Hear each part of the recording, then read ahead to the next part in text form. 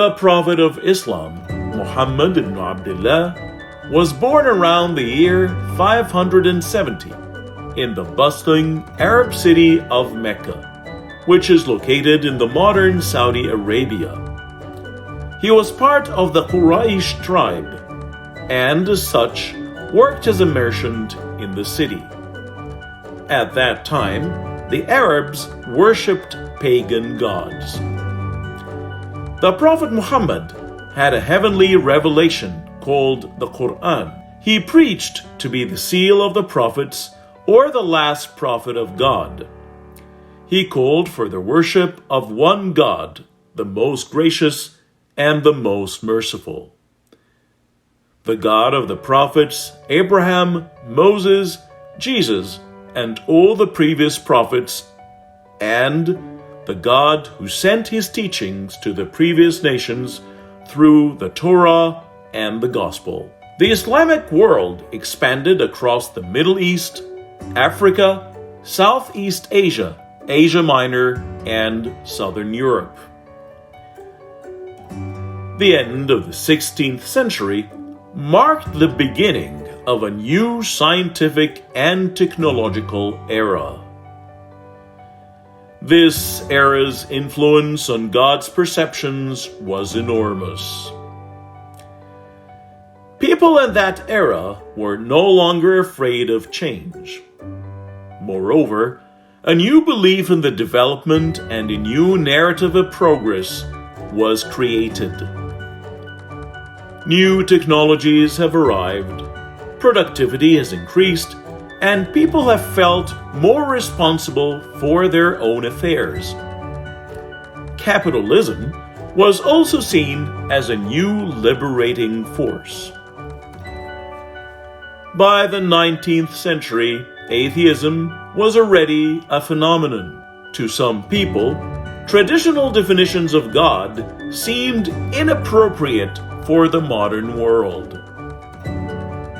Many people today are looking for a God who can guide them to meet the challenges of the present.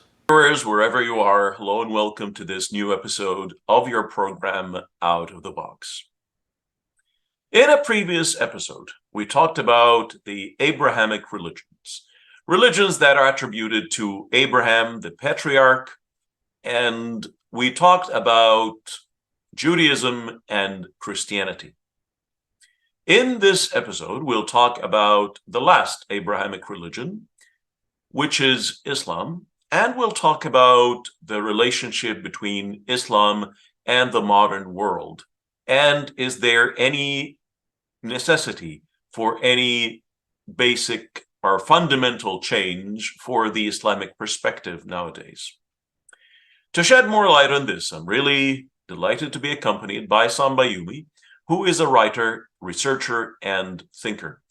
Isam, hello and welcome to the program. Yes, hi, Muhammad. Thank you very much for having me.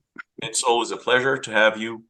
And to start off, Islam is the third and last Abrahamic religion, at least according to Muslims.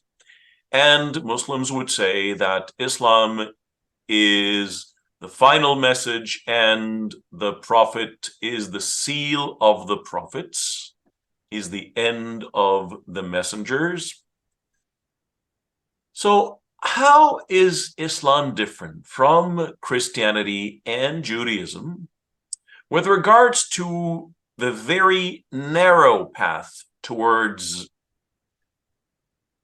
paradise, towards heaven, towards salvation, towards redemption? Maybe these are more Christian terms, but if you'd like, why, again, somebody would ask, is the path to heaven or to an eternal life extremely narrow? Because if you're not a Muslim, you do not deserve any spot in heaven. Is Islam any different from Christianity and Judaism with regards to this? Okay. I think before answering the question, we need to deconstruct like a few meanings in regards with this idea. Like, what is religion in the first place? religion is a way of life, a system of life. And this is from a religious perspective. If you go in a not religious perspective, and if you open the dictionary, any respectful dictionary, for example, you would look for sociology, for example, and you would find the definition is sociology is the religion of the society, or vice versa. So at the end, it's like religion or sociology or whatever it is, it's a way of life, a system of life. So accordingly, if you look at Islam or any other religion, it's just a system of life. Okay? And from this perspective, I don't think that there is a big difference between Islam and any other religion, which is whichever it is, Judaism or Christianity or any even other religion. Okay, so let me just clarify one thing here. You're saying that religion is a way of life, but again, religion does not only, talk about or tackle issues in our mundane day-to-day life only, but it talks a lot about the heaven, hell. It talks about the afterlife, the hereafter, and so on and so forth. So it's not only limited to the earthly life. Yeah, I'm While coming to sociology that. might talk about the society and different things that people do in this materialistic life, but religion always talks about the metaphysical, the beyond.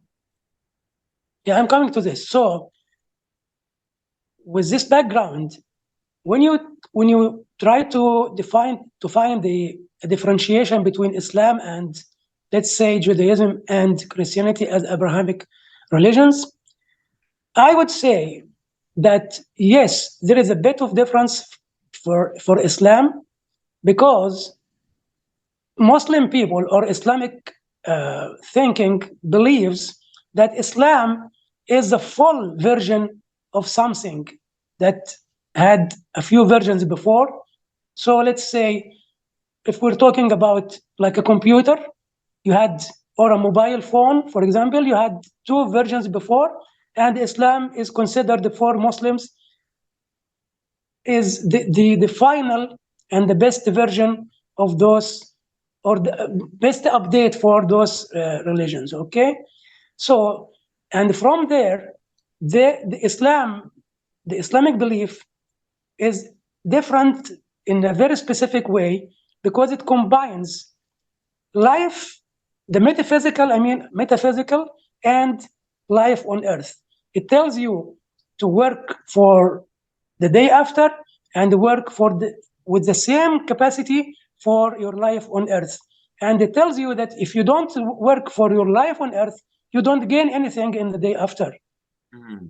And this like deals with this dilemma of the absence of science, for example, or working for life in Christianity and Judaism.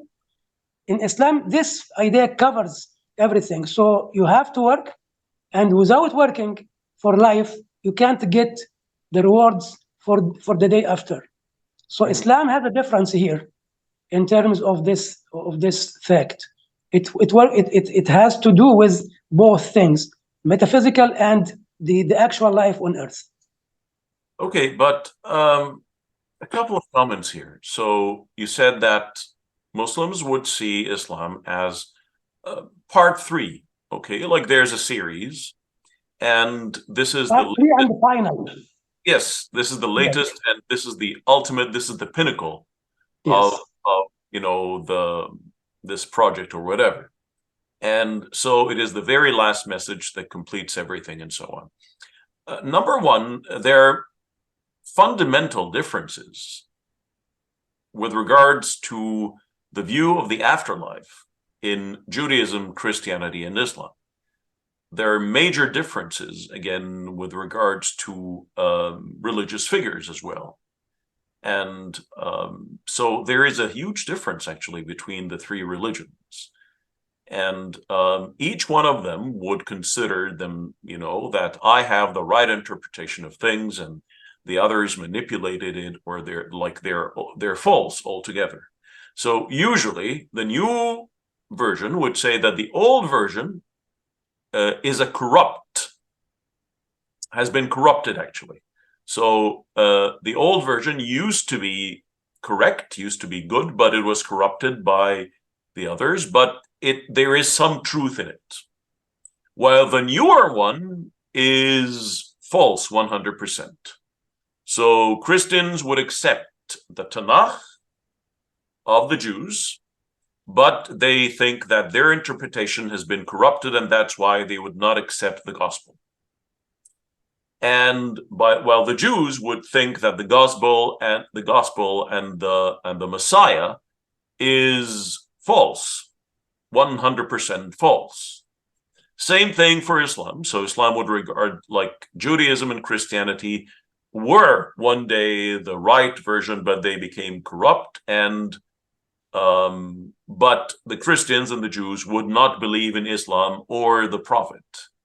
So there are huge differences between the three, and again, so let's tackle this point first. Yeah, I'm gonna use the same analogy of the mobile phone or a computer, and I would say, like when a producer produces a line of phones, for example, mobile phones, when he puts out the new production, the new line of production, which is, let's say, type 3. Let's call it type 3. Okay? He will not continue producing the old versions, right? Version 3. He will stop producing version 2 and 1. Okay? So, and this is what Muslims believe. It's the complete and the best version for handling life on earth and for the day after. Okay, but this brings us to the more important idea. Is there any of those religions applied the right way nowadays? Like, as you said, Muslims would look at, let's say, start with Judaism. They would look at the other two religions and they say, oh, there are something wrong in both of them. And the Christians would do the same thing. And Muslims would do the same thing. And they would say, yes, at one time in history, Judaism and Christianity were God, but they stopped being God since they were distorted and had many problems and distortion. So the question now, is Islam now applied to the letter as it came from God? I think I have doubts. I'm not even doubts. I'm sure it's not applied to the letter. It's not applied the right way. And that's why we have all those problems that's encompassing our life. So do you think that Islam is corrupt now, the way that the same thing that happened to Judaism and Christianity is happening to Islam now, or Islam is invincible? Because the thing is, actually, Jews, Christians, and Muslims, everybody believes that his scripture is invincible. Like, it's impossible. There is clear verses that Christians believe in and Muslims believe in, that it is impossible to change one letter of the revelation. It is impossible. That this revelation is preserved by God until the very last day. So allegations, or mutual allegations, if you like, between both sides, that you're corrupt, they'd say it's impossible because God promised that he will preserve these words until the very last day. It is easier for the heavens and the earth to perish than for one letter to be altered. And you find the same in Christianity, Islam, and Judaism. So it's impossible to alter anything like that. But are you saying now that the way Judaism was corrupted, the way Christianity was corrupted, Islam is being corrupted now? Did I understand you well?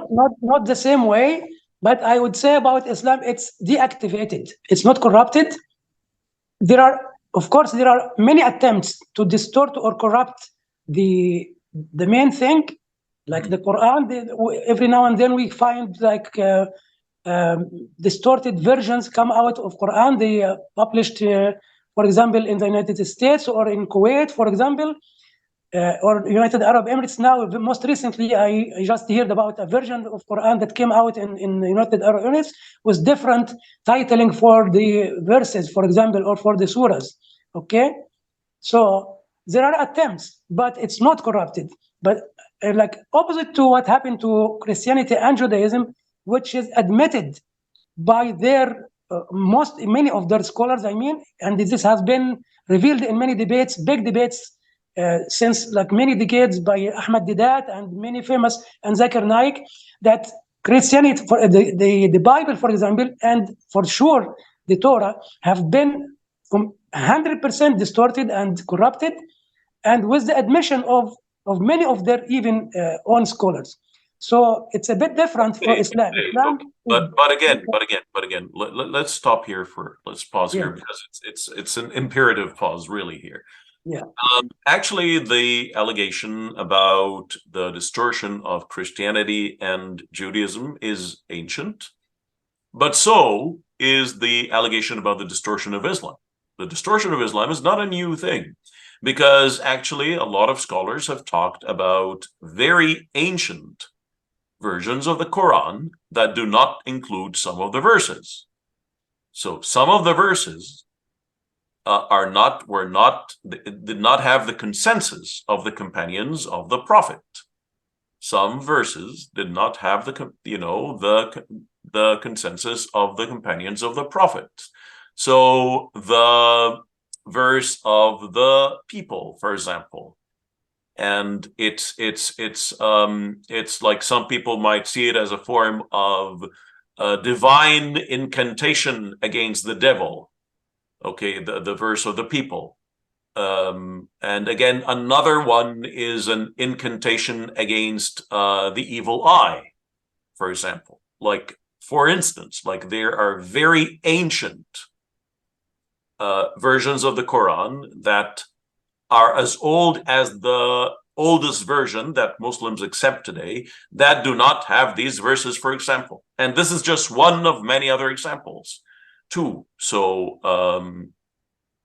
why are you Muslims disputing and saying that Christianity and Judaism, the Tanakh, or like, and then the Old Testament and the Gospel and the New Testament, these are corrupted and it's been proven, but Islam, no, or like the corruption in Islam is only maybe a modern phenomenon, while it's not. This is perfect. Okay, this brings us to a bigger even idea, which is the idea of the war on religion in general, not only Islam, not only Judaism, not only Christianity, or any other belief. There is a big war on religion since the beginning of history, maybe. Okay, and to just be specific, like what you mentioned about that there is claims that or allegations that there are some surahs in Quran that not perfect or not correct or omitted or stuff like that. This has all came from, for example, like branch, the so-called branch of Islam, which is Shiite branch, which is it in itself is an attempt to distort Islam, and this has been established, if you know, of course, like by a person in history called Abdullah ibn Saba, and he was a Jew, and he like just was disguised and they claimed that he is a Muslim, and he did a very big blow to Islamic belief, and he did a lot of bad beliefs, and they spread lies, and they mixed like Israelites with some of the hadiths from Prophet Muhammad. So this is part of the war against religion. Again, I said not only Islam, just to fulfill the pledge of the devil again, to the Creator, to God, that he will misguide the majority of the human beings on earth. And yeah, and back to the point of the Quran again. Just Quran one little comment here. One little okay. comment. There is the very famous story of the Quran of Ibn Masud. And Yes. Ibn Masud is a very well-known figure. And yes. he is a Muslim, and there's a consensus amongst Muslims that he was an extremely pious companion. But That's at the right. same time, his version of the Quran does not include some verses, does not include some surahs, does not include some chapters. Being them 3, being them 2, doesn't matter. Like if he omits one verse only, then this opens the door to possibility of corruption. Yeah. That's why, if answering your question, that's why the first Khalif, the first Khalif, Abu Bakr as-Siddiq, when he purged all the versions of Quran and kept only one version, and he exterminated all other versions of Quran. And more than this, and better than this, even for the modern mentality, Quran can be tested against logic, against science, against anything until this day. Bring Quran, bring any verse in Quran, and try to prove it wrong. You will not be able. Even they are trying until now to do this, but they failed. And every day we see people, even with the genocide happening in Gaza, for example, we see every day, people coming out declaring their Islam because they said the events in Gaza happening there made us read Quran, and we know that this is the right thing. We know that Christianity or the Bible is wrong, Torah is wrong, with all the hatred coming out of Torah and revenge and arrogance. And we know now that Quran is the right thing. Okay. Every day people come out and declare this. But like there are countless counter arguments to everything you said, and sure. like people who would come to Islam from other religions. There are a lot of apostates as well who leave Islam and go to the other side because they see the right version here. So this is always a two-side argument. But to go to something more tangible, how were the states, or the so-called Muslim states throughout history, different from the so-called Christian states? So in Christendom, or when there were so-called official Christian states, they were part of many wars. There are a lot of atrocities, there is a lot of oppression, and so on, and the Inquisition, etc., etc. Again, there are a lot of stories about, the kingdoms of Israel, and which were actually short-lived. They did not live for long. Unlike the Christian and Islamic empires, like Judaism never got the chance to create an empire like the Muslims and Christians did. So, didn't the Muslim states again go to war, kill people, did a lot of massacres again, from a very neutral perspective? Because my role here is always to represent the other side and to try to stand at an equal distance from everyone here. So how better were the Muslim states from Christian states or Jewish states, if you like? Sure, yeah. So I'm gonna answer the question with a question. Do we really have Muslim states? I doubt. We don't have, especially in this day and age, we don't have real Muslim states. It's only by name. But there is no Islam applied on the ground. Okay, would you accept the so-called truly guided caliphs, or like the for followers, or like the people who stood at the helm of Islam after the death of the Prophet, would you consider them as steadfast, proper Muslims? If the answer is yes, well, they started wars too. Started with the very first caliph, the very first true guided caliph, because some people might say that when Islam went to monarchy, things got corrupted. But I'm talking about the very beginning, the inception of the Islamic State. There were wars, there were holy wars, there were attacks, there was, attacking different nations too. So how do you answer that?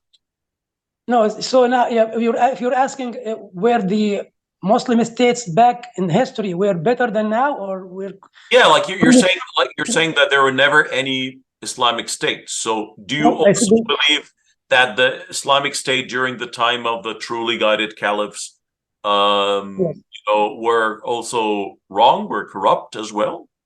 You can't take across the board and talk about this across the board. There are differentiation. You can talk about the Khulafa al-Rashidin, for example, the first four caliphs after. Yeah, this is what I'm talking about. This is my question. Yes. Would you consider the Islamic State during their time a proper one? Because if the answer is yes, well, they went to war too. How are the wars led by them different from later wars? Let me tell you that this is the conventional wisdom, or let's say that this is the history that we have brought to. Okay, but I believe, like, if we include Ali ibn Abi Talib, for example, the fourth Khalif, or not, but in the first three Khilafas, Abu Bakr and Umar and Uthman, I would say yes, there were like. If we talk more about Abu Bakr and Umar, the wars were not to just take on control of more lands. It were wars imposed on Muslims. Like at the time of the Prophet Sallallahu Alaihi Wasallam himself, peace be upon him, the wars were not aggression or seeking control. He would say, would send like messages or for other royals or kings or rulers to accept Islam, and they would reject the call or the message, and they would start the war. So in the beginning, and I believe until the time of Khalifa Umar, at least, if not the most part of Khalifa Uthman, it was the same case. You start by calling other nations or other rulers for Islam, but they would reject with arrogance. They would start the hatred and start the wars. After that time, probably at the end of maybe of Uthman time, or even after the end of Ali, not specific here, then started and this again for the idea of the distortion that has been done by Abdullah ibn Saba, as I said, who started the Shiite branch of Islam and other distorted and corrupted ideas. There started the idea to say that yes, at this time you can talk about Islamic State stopped to be completely or 100% perfect. Okay, but there is an exception down the history at the time of the fifth Khalifa, the so-called Khalifa. I mean, the called Khalifa, fifth Khalifa, Umar ibn Abdul Aziz. Once he received the power, accepted the power, he stopped the war in Europe, in Andalusia and the other parts, and he ordered and even there was a conquest toward the Constantinople.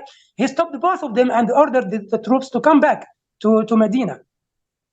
So you can't say across the board that the Islamic State in the beginning was like war monger or stuff like that. There are differentiations in this respect. So just correct me if I'm wrong, if I understood you well. So you're saying during the first four truly guided caliphs, so the wars were just like the Muslims never took the initiative.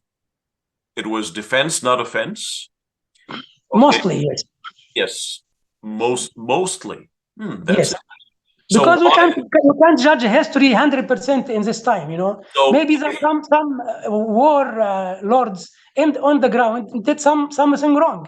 Like maybe Khalid ibn Walid, for example, is accused of doing some wrong decisions in his battles, okay?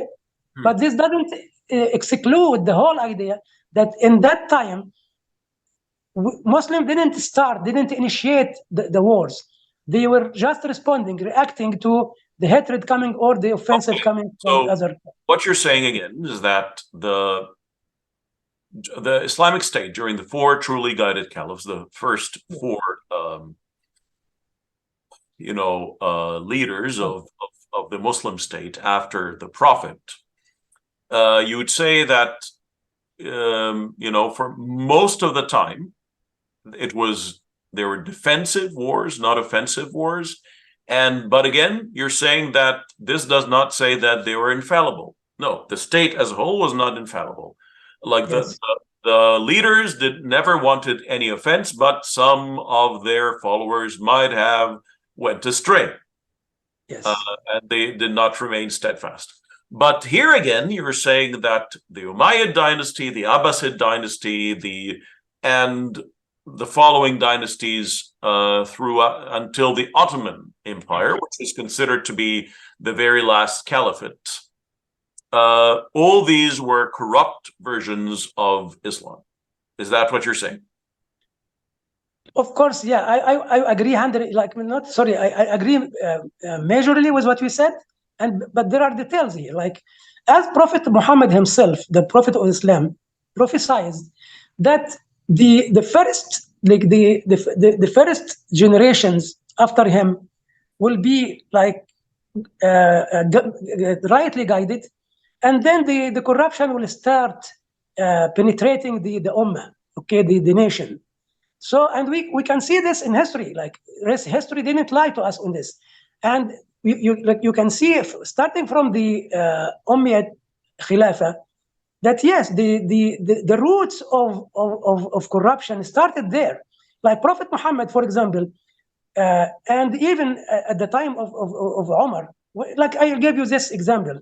At the time of conquesting the Jerusalem, okay, Omar, the ruler of the king of Jerusalem, the Christian king of Jerusalem, asked for Omar to come himself to take the keys of Jerusalem, okay?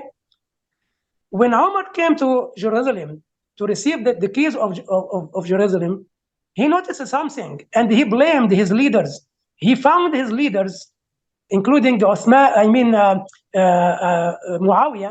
and Abu Ubaidah and other leaders, wearing like fancy clothes, like enjoying their victory, okay? And he said, this is not what Prophet Muhammad told us. And he said some stuff that meant that this is not the right path for Muslim down the road, okay? And there were many observations at this time that the Khalifa of Umayyad Khilafah, which was Muawiyah, he did some stuff at this time that showed what's coming on after that. And he was the first, for example, Muslim leader, ruler, to take palaces as his residence. And Omar warned him at his time when he was still just ruler of Sham or the Levant, okay? But when he took power as a Khalifa, he didn't stop this. He kept going with palaces and the fanciness and extravagances, and his offspring did the same. And from there came the roots for downfall of the Muslim state as 100% perfect. So yes, we can say that Islamic State started its downfall very early in its life.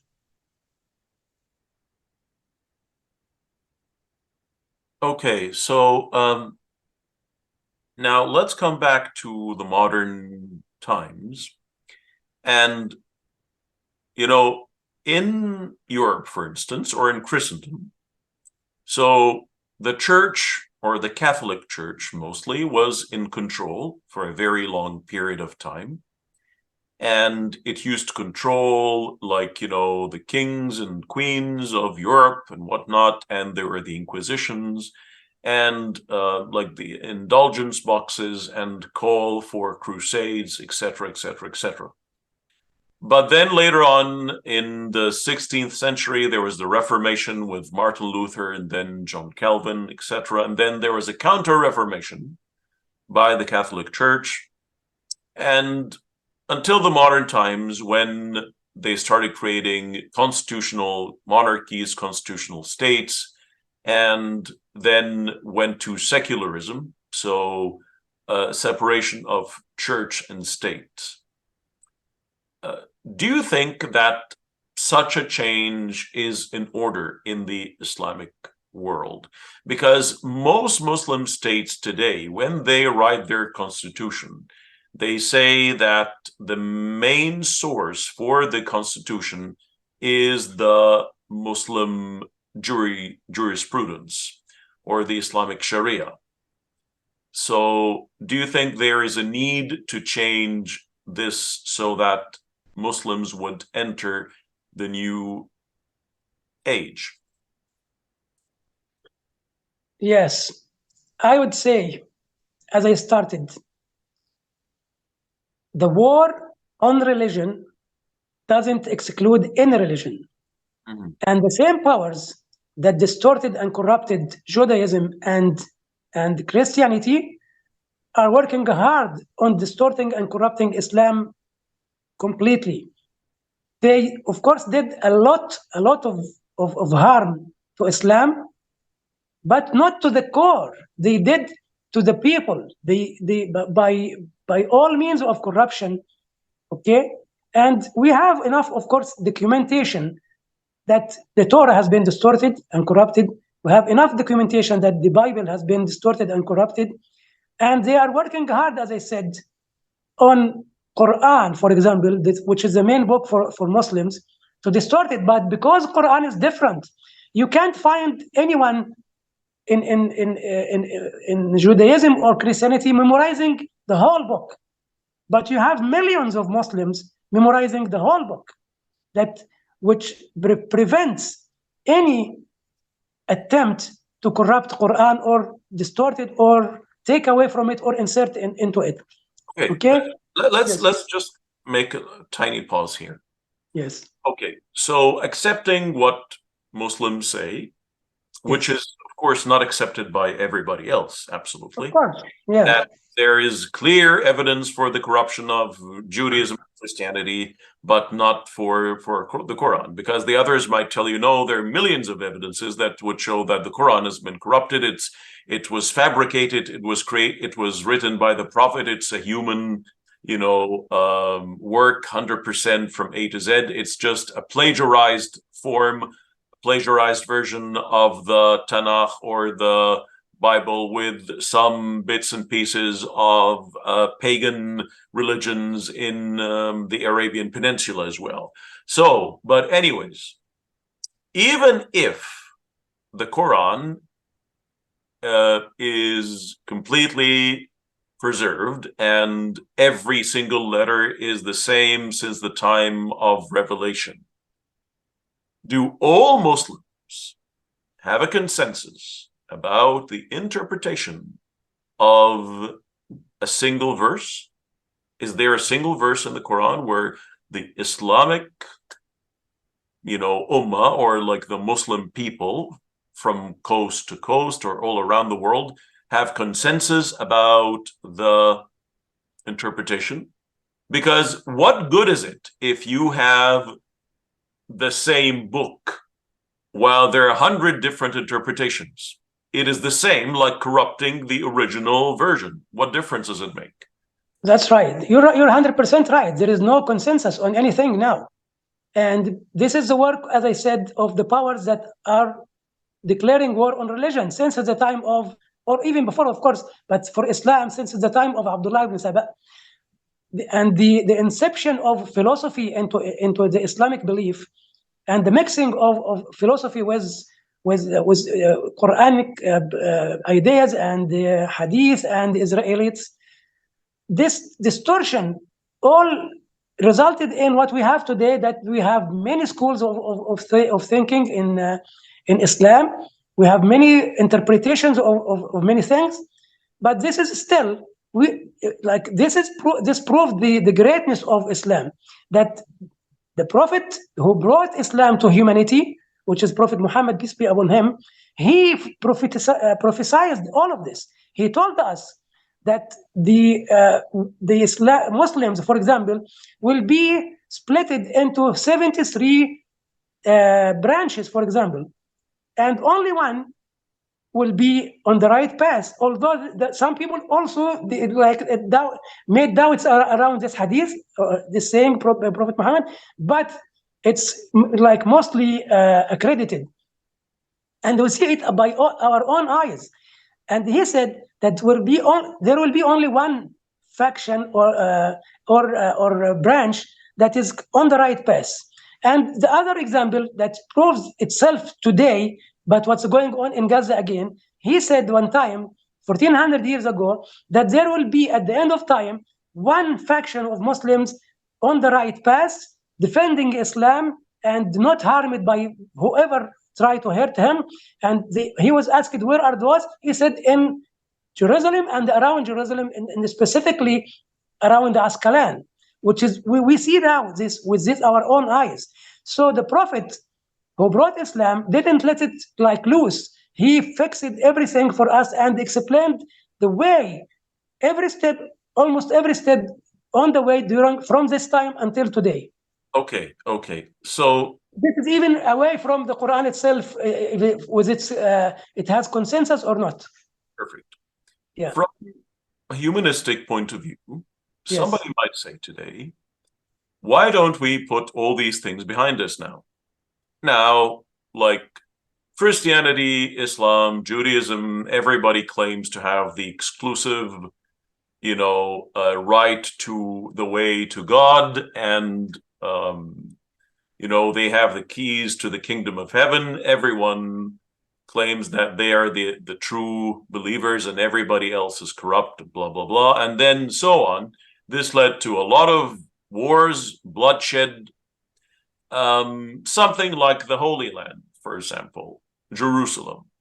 There have been wars starting since the time of the Canaanites, ending with the Palestinians and the Israelis. So the Palestinians and the Israelis are just the updated version of the two sides fighting for this land. But throughout history, since the time of the Canaanites until today, the war on this land never stopped. And with the arrival of the Abrahamic religions, everybody says that God, God gave this land to me. This land was promised by God to me.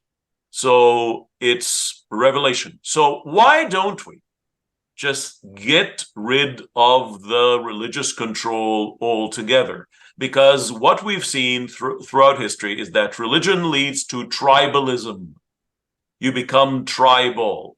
And the problem is, divine scripture gives justification to this tribalism. If I have human tribalism, you can always argue with me. You can always refute me, because this is my human interpretation.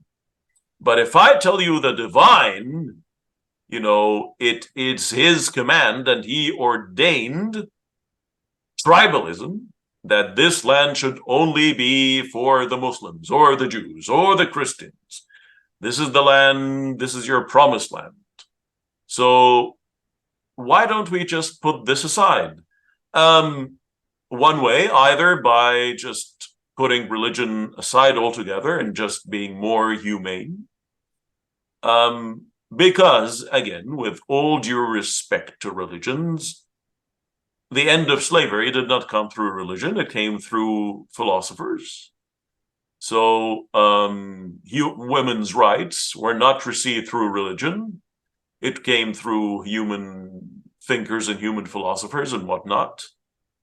So religion always brings us more harm than good.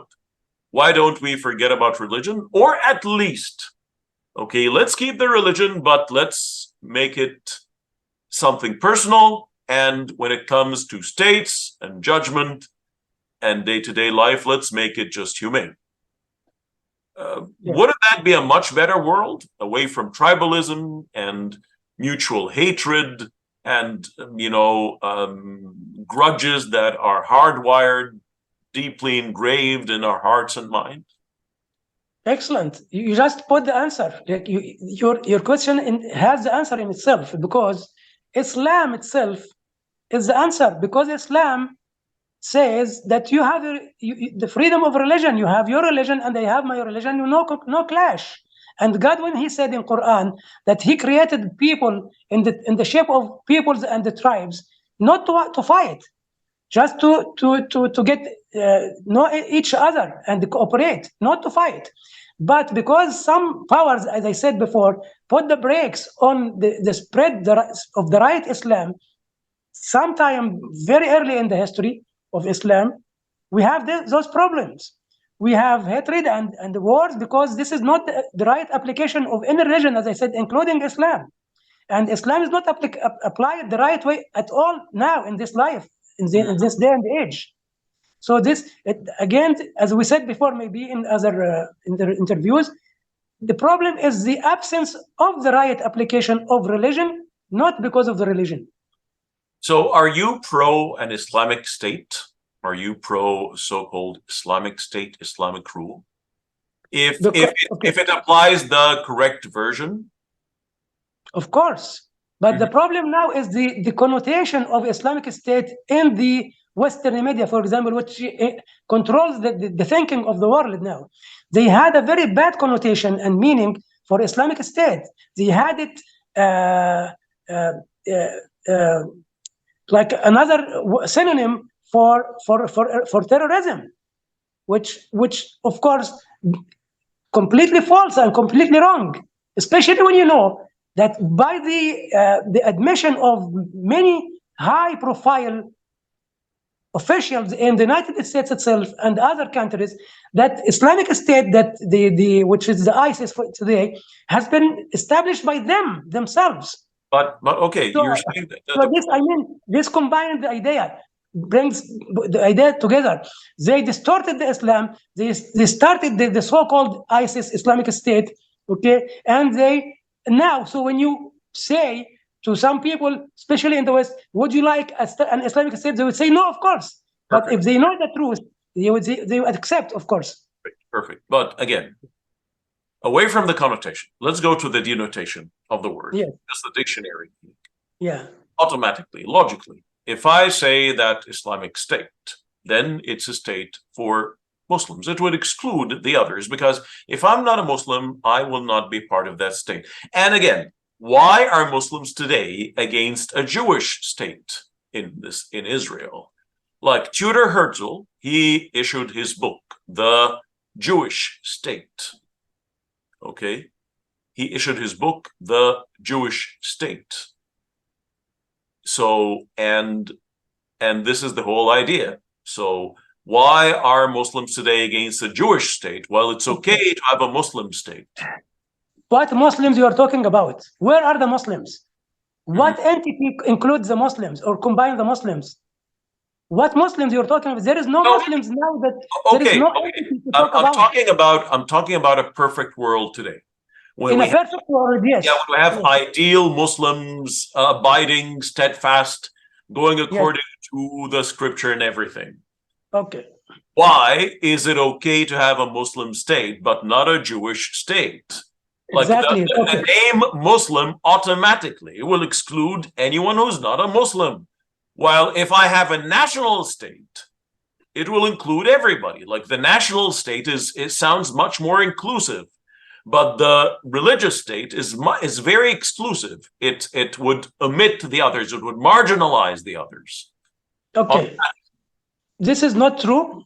First of all, I have to notify that you are not you, of course, like most of the people now confusing the modern definition of the state and the national state with the right definition of a nation. Like I'll give you this example that Islamic State will not exclude anyone, including Jews or Christians or anyone, because, for example, at the time of Umar ibn al-Khattab, the second Khalif, second ruler of the Muslim state after Prophet Muhammad, he was passing through the market, for example, and he found a guy who was really old and trying and begging, okay? And then he approached him and he asked him, why are you begging? And he said, I'm a Jew and I have to pay the jizya, okay? Which was like some money he has to pay because he is not on the religion of Islam, okay?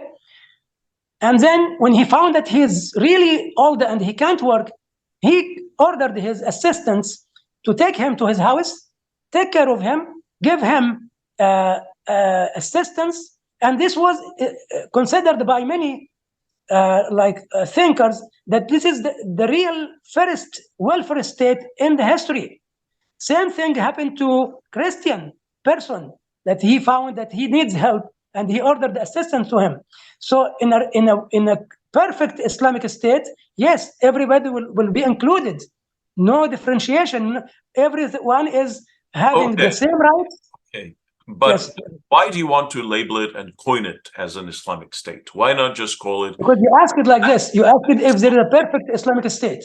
Yeah, but I'm saying why would we have to put, like, for instance, okay, you and I, we're living in Canada, and you being a Muslim, a Jew, a Christian, Hindu, Buddhist, Baha'i, agnostic, Gnostic, deist, atheist, whatever, okay, even if you would like to worship the devil, whatever, you would have the same rights and obligations.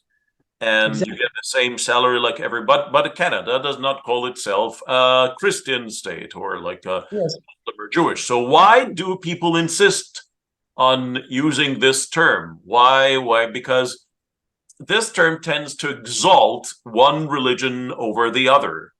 And so why call it a Muslim state? Why just not call it a human state? Oh, okay. Let me answer, please. Until you have an Islamic entity, a real one, to talk truly for the Muslims, we will not talk about this subject. But I agree with you 100% in this day and age where all the information you need to think and make decisions are available, okay? Even with distorted information online, on the internet, if you can make it for yourself to find the right path and the right thing, okay? So I believe, even if there is an Islamic entity now, they will not try to impose, like if let's say I'm the ruler for a Muslim entity, I will not try to impose anything on anyone. First of all, because God ordered us not to impose or force anyone to follow our religion. Secondly, because, as I said, you have enough information everywhere, in the books, online, everywhere, to make your own decision. And we are ordered not to force you to follow us. So I believe, I wrote this before, there is no need for the war, for the sword to be implemented. No need for war, for clash at all. But as I said, the powers who are fighting religion, who declared war in religion, are causing all of those troubles that we are witnessing in our life.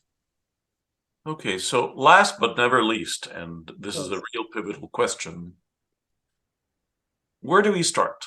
Like, if we want to make some kind of reform, do we start by reforming religious institutions, or what do we do? What do we do? Or should we just, again, resort more to secular states? Okay, it's something that we can never fix. Like throughout the ages, people tried to correct or reform religious institutions, but they've always failed. So it's a lost cause. Should we just resort to secular, humane states, or what is the way? Okay, if you find the arms of those powers trying, for example, to change the education curriculums in the Muslim countries, for example, they are trying, and they did already, to change the curriculums, and they removed anything religious from the books. For example, anything that talks about specific subjects, they removed it. They removed even not only the religious stuff, they removed the national stuff. Even some songs that deals with your feelings toward your country or your nation, they removed it. So when you have powers working like this, you can't talk. First of all, we can't talk about fixing the religious institutions until we fix the educational institutions, because if they are stopping you from doing your managing your own education, then you are prohibited even from managing your Islamic institutions or religious institutions. So there is again and again, those powers are controlling the world since 1648, as I said before. They are still in power, and they are working against religion, no exclusion, and they are working they destroyed already and manipulated and corrupted Judaism and Christianity, and that's why you find people don't care about Jesus, although they claim that it's their Lord, that they make fun of him, for example. So they completely distorted Christianity and Judaism, and they are trying now to do the same thing. And because there is no true Islamic state, nobody can say no to them. So as I said, there is no Islamic entity on earth to stand against this corruption or distortion to the religious belief. So you would resort mostly to the conspiracy theory, like the hidden. It's not conspiracy theory. I studied political science and IR, like international relations, and all of them can't explain what's going on in our world, except what they call the conspiracy theory. It's the right thing. It's a theory. It's not a theory. It's the truth. Okay.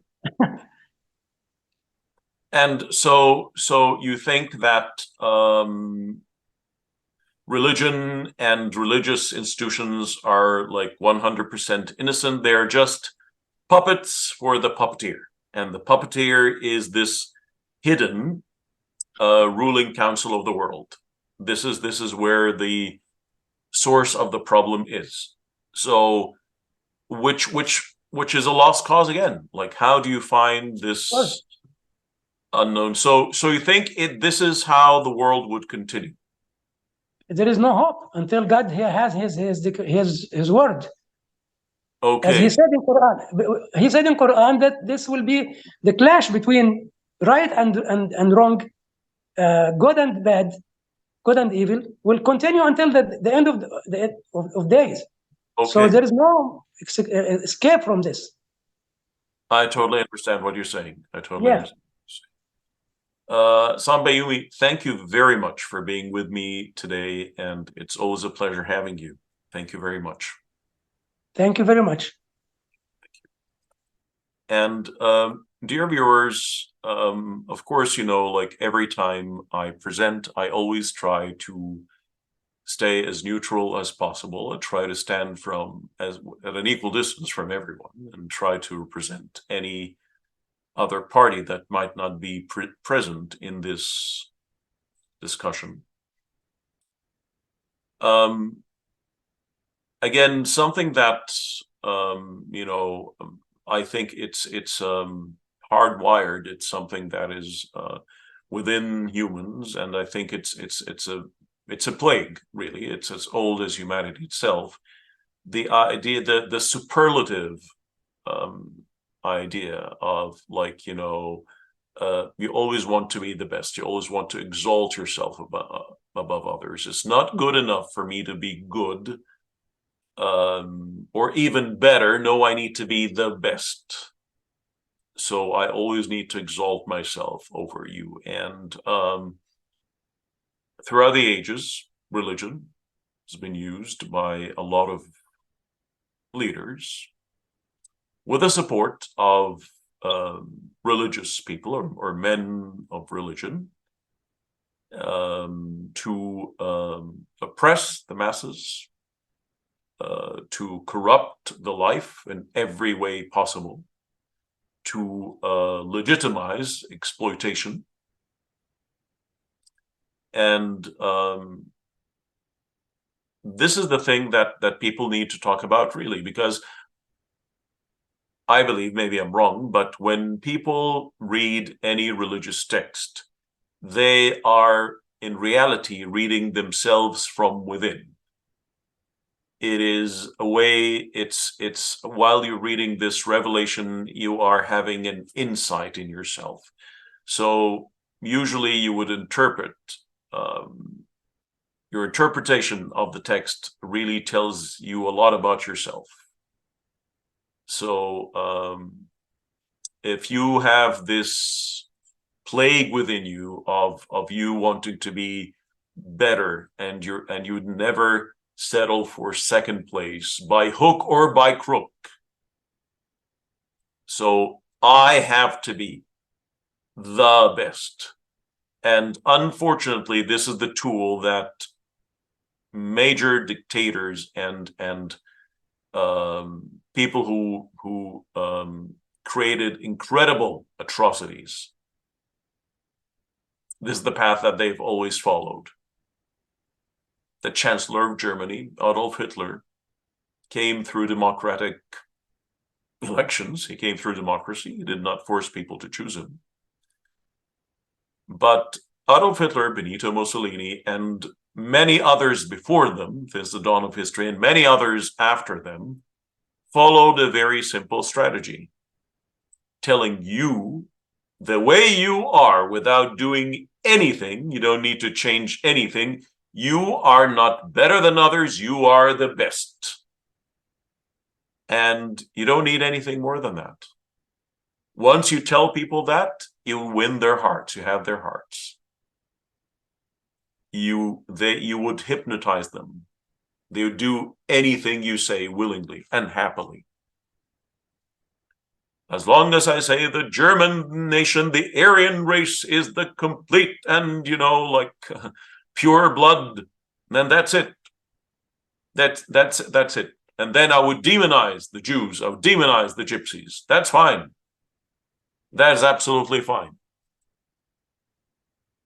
This example has always been the example of,